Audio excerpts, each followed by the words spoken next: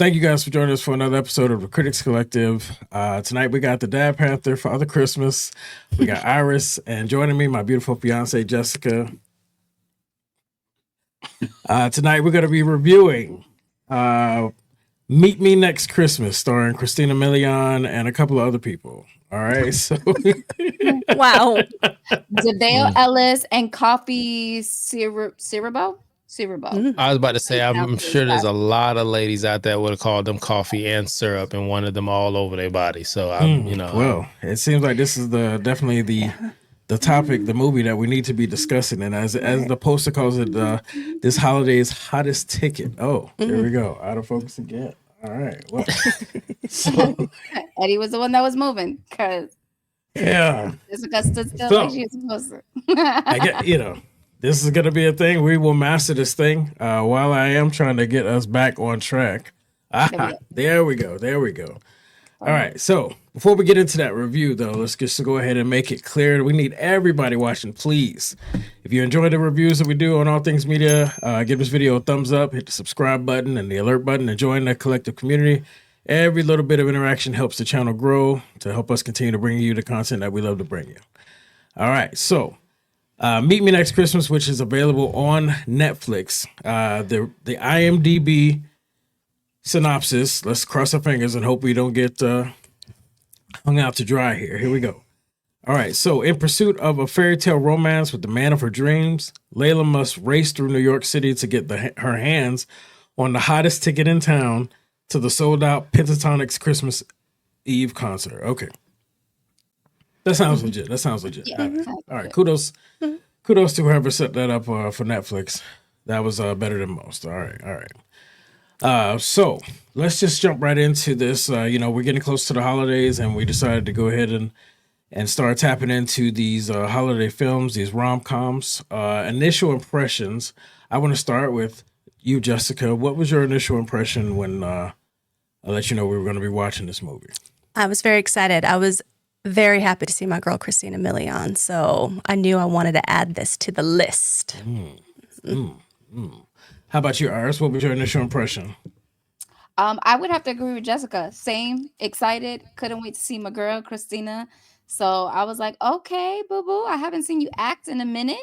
Let me see what's going on. I think the last thing I remember seeing her in was in Holiday Inn on Netflix as well, but I know that was a couple years back. So very happy to see her in a new rom-com for Netflix. All right. How about you, Dad Panther? I thought it had a great title. I thought the look was good. I thought anybody could look at it and say, "Meet me in between the holidays," and they wouldn't have been mad. So I was for it. So, all right. I guess I was the only one that was a little hesitant. Again, I know. Let me just go ahead and put it out there. It's not that I don't like Christmas. I just don't like Christmas movies. Okay, I just don't like Christmas movies. But when I saw this, I was like, all right. Christina Milian, Netflix. Let's see what you guys got going. I know these people are dying for this review here. So let's go ahead and get it going. All right. So who would like to kick it off today? Highs and lows. Iris? Sure, of course. I'd love to. Go so for it. Highs for me 100% is because it's a Christmas movie. I love Christmas movies. Granted, they are not all great. Not all of them, but I love watching my Christmas movies. I get very excited. I was, that's one of my highs for any movie when it comes to Christmas stuff. Now, in regards to the plot itself, I thought it was super, super cute. There were, a couple of things here and there. It had a lot of ironic I forget what it's called when the audience already knows, but your characters are still trying to figure this shit out. I know it's somewhere under that irony. I gotta go back to the high school English AP class. But yeah, so I liked that your audience already knows technically who she's gonna end up with, how it's gonna happen, but watching their whole journey and how they finally get to it, I thought was super cute. I loved Christina Milian. I think she's a pretty good actress. I'm not seeing Oscar winner, but you know, I think she's really good in these little rom-com movies, you know. Um, and I really liked the male actor Teddy, who was played by Devale Ellis. Um, he's I liked how they tried to blend him as being a little nerdy, you know, just nerdy cook guy. But once he took off that ugly flannel, uh, that ugly flannel shirt he had on, and you saw all that goodness, it was like, where was you hiding all of that? So, okay, not saying that James, the gentleman that she's actually trying to rush after, played by Kofi, I do apologize if I'm pronouncing his name incorrectly, was not gorgeous also, because that was a gorgeous black man too. But of course, we already know who she's gonna end up with. Now, lows for me. I feel like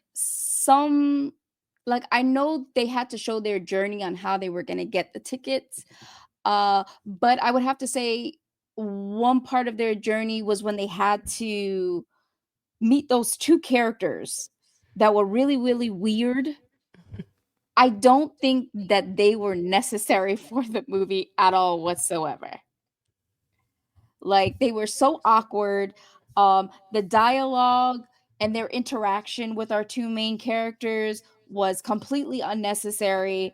I just feel like they were trying to look for a spot to spill the spaces. Like, okay, no, you guys, the movie has to be a certain amount of time. We need something to fill this spot. And they just decided to pick these random weird ass people. To feel that section of the movie, and I felt like it was so unnecessary and just it was garbage. But all in all, you know, I would say that was my biggest low. But yeah, that's all I have to share. You know, I'm gonna pass it on to the next. All right, I love it. I love it.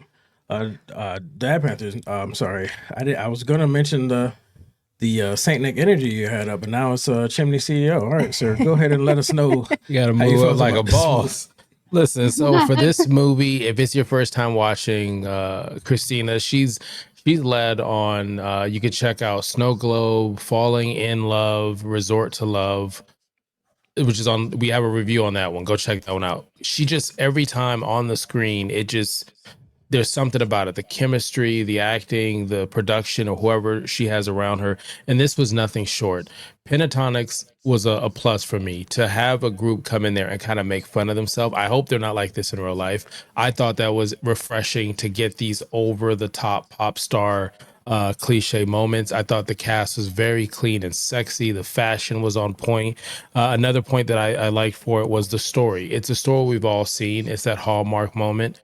It's this. It doesn't matter if it's Christmas or not. It's just rom-coms kind of go through this, and I thought they did a nice little twist on it, even though some of the scenes were predictable. The only thing I would take away from this would be simply it was a little longer than it had to be. There were scenes that were involved in there that didn't need, that kept that chemistry going, that kind of derailed it for a moment. But other than that, I think Santa was happy with his milk and cookies. No, Santa's happy with the milk and cookies. All right. Sprinkle that in there. Watch out for Like that you were name change. holding that one in to share. Like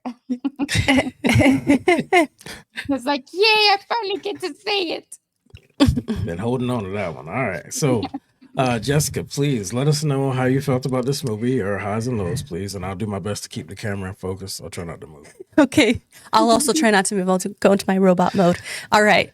So this was a fun holiday rom-com. You know, those are my favorite. I love holiday films. So yes, was it predictable? Yes, was it over the top? But that's exactly what I want from these films. I want this holiday magic, this charm. I thought the cast did a really great job. They had great chemistry. Christina Milian and Devale Ellis delivered really strong, like believable performances for me.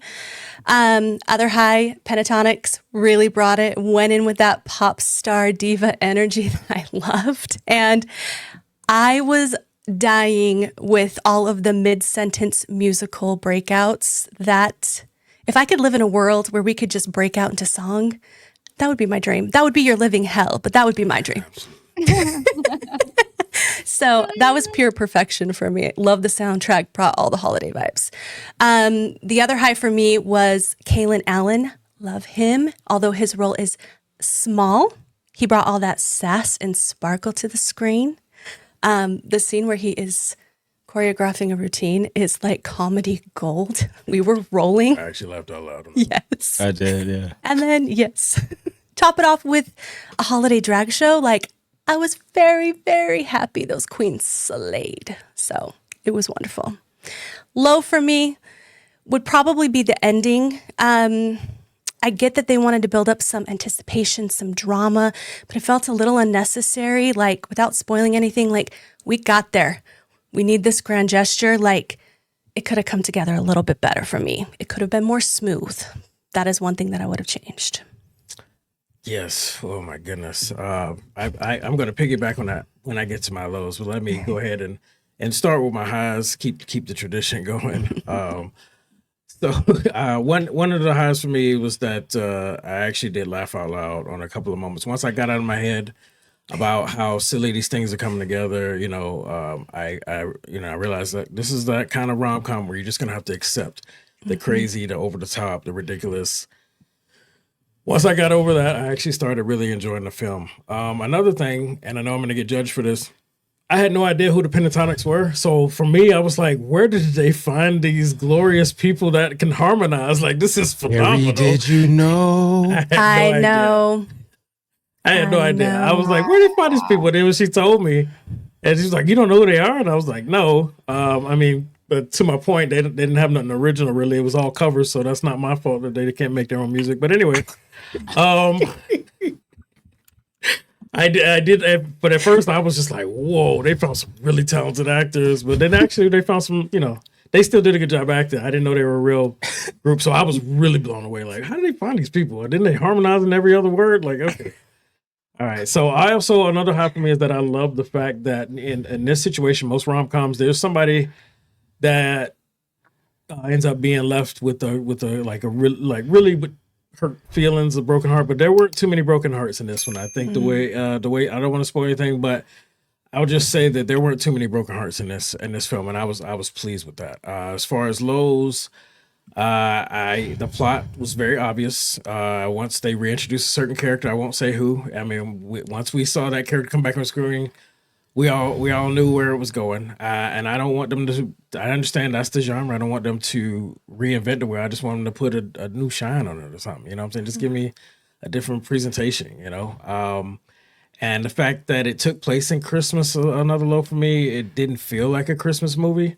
And I know some people will argue that Die Hard is a Christmas movie that doesn't give that holiday cheer, but Die Hard doesn't market itself as a magical Christmas fine love movie. So this one did, and I didn't find it magical or Christmassy. I just find it as just another rom-com that just happened to take place at Christmas. So that was kind of a low for me. And then, as she mentioned with the ending, as I watched it, I felt like the ending was an afterthought. Rom-coms, their staple is the big gesture at the end, and it was just like became obvious as I was watching it. Whoever wrote this was only really focused on the plot itself. They didn't actually take the time to outline the way it was all going to come together. So it was like, let's piece this together. And they were trying to find a way to make it chaotic, and it was just sloppy, and people were making stupid decisions when they had access, and then they were going to try and find other access when you already had access. And I've tried not to spoil, but it was just stupid. Okay. So I was just very, very upset with the big gesture at the end was whack. The conflict that it came up with was whack. The decisions people were making was whack, and I'll just leave it at that. All right. So we're about to rate this thing, and if you guys are watching, I want you guys to go ahead and let us know in the comments what your ratings are, how you thought about this film, or if this review is going to make you go watch it. Remember, we do have the Accolades system. It's a 5-point system, so let's go ahead and get that going for you. All right, so the Critics Collective Accolade you're looking at, remember, 5 accolades is excellent, a must-watch, highly recommended for all viewers. 4 accolades, good, worth watching, but has notable flaws. 3 accolades, average, some enjoyable moments, but lacks significant impact. 2 accolades below average, some redeeming qualities, but generally disappointing.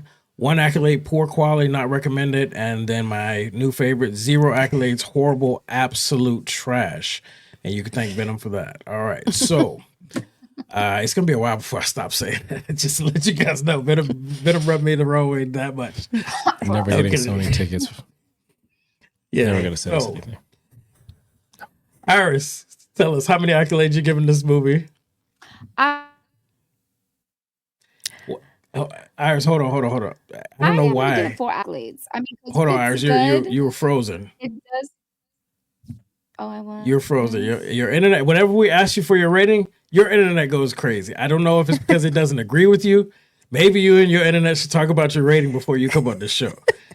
I'm just saying. All right, you're back. All right, go ahead. Tell us what you got. Okay, so I did put it as a 4 because it's good, but it does have some, some flaws to it. But I would recommend, others to watch it as like a cute holiday movie to just relax and see with your boo, like a Netflix and chill, Oh, you chilling with us? Okay. All right, Yeah. this movie do that to you.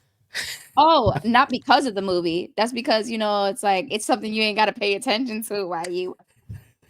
Okay, I got you.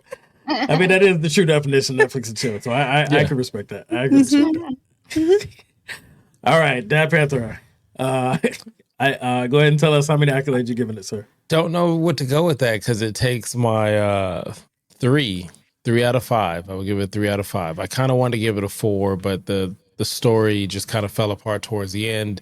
But to me, it got you, for the missus, got us a little closer, enjoying it under the Christmas lights and everything like that over here at the home. So not mad at that. Not mad at that. All right. So Iris, you gave it a 4, which is good. Dad Panther gave it 3. It was average. Some enjoyable moments, but lacked significant impact. All right. Jessica, how you feeling? For me, this, had me feeling very merry and bright. So I'm going to go ahead and give it a 4. Giving it a 4. All giving right. it a There 4. it is again, another 4. Worth watching, but has notable flaws. So for me, I'm gonna give it a 3. I wanted to give it a 4, but that ending really just brought it down for me. I enjoyed it enough where I was like, this can be a 4, but I would love to rewrite that ending for him, and we can reshoot it and re-release it next year. I don't care, rewatch it next Christmas. That's a new name for it anyway. So I try not to be critical of these things, but I can't help it. But I want everybody though to definitely let us know how you felt about it. Let us know in the comments what you guys would rate it. All right. Now, if you guys enjoyed this episode, also make sure you share the video so we can keep the conversation going. Again, give this video a thumbs up, hit the subscribe button, alert button, and join this collective community. And we will continue to help. It will continue to help the channel grow so we can continue to bring you guys this content. All right. So I'm not sure what we're doing next week as far as internet release, but I'm pretty sure it's going to be another holiday. I'm going to try and keep this going all the way through the holidays. It's probably going to be another holiday rom-com, another holiday opportunity. And we will definitely keep that going. All right. So, well, thank you guys for joining us for another episode of the Critics Collective. I have Iris. I have the Dad Panther who was underneath the mistletoe last night. And then I got to my beautiful fiance, Jessica. And I'm Legacy Lingo, and we will see you guys on the next one.